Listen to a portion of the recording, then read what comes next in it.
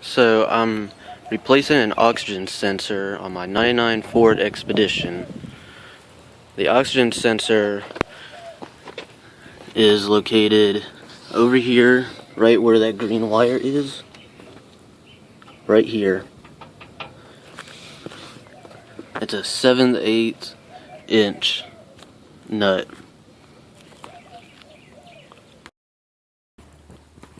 So this is the oxygen sensor right here.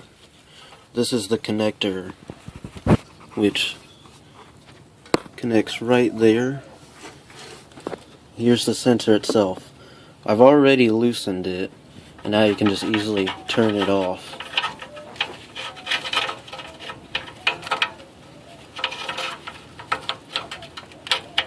I am having a little trouble.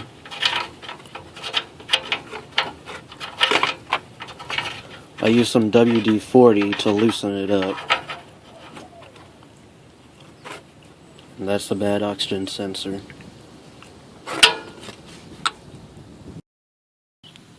This is my new oxygen sensor. It's got a lot better tip and is not burnt out. This time the connector's white. So you just put it back in here, tighten it up, and then connect it back to there. And that's it.